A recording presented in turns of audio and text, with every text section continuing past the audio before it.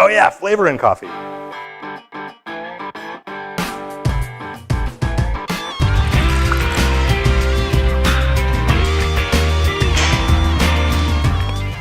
Let's talk about flavor in coffee. First of all, different coffees will taste different. Coffee's got like a lot of different potential flavors in it.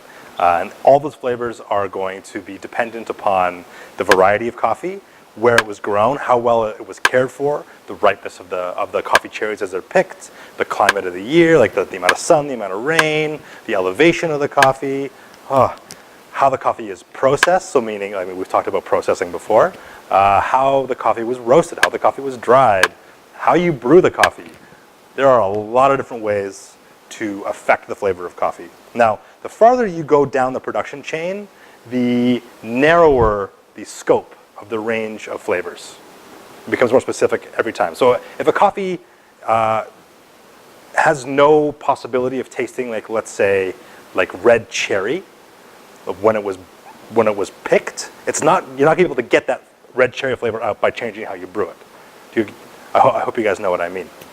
Flavors of coffee come from typically the constituent organic acids and sugars and other types of things inside the seed. Those can be influenced by the fruit around it, as it is in natural processing or fruit-dried coffees. But really what we're trying to get at is that there are about, I don't know, depending on who you ask, 600 to 900 different potential aromatic compounds available or in coffee. And that makes the flavors of coffee pretty complex. World Coffee Research, in association with the Specialty Coffee Association, has developed this wonderful little flavor wheel to show all the flavors that they've actually identified as being prevalent in coffee. These are flavors that range from spices to vegetables to fruits to chocolates to nuts to wood and things like that. All those do exist, and some of them are considered good, some of them are considered not so good, so desirable and not desirable.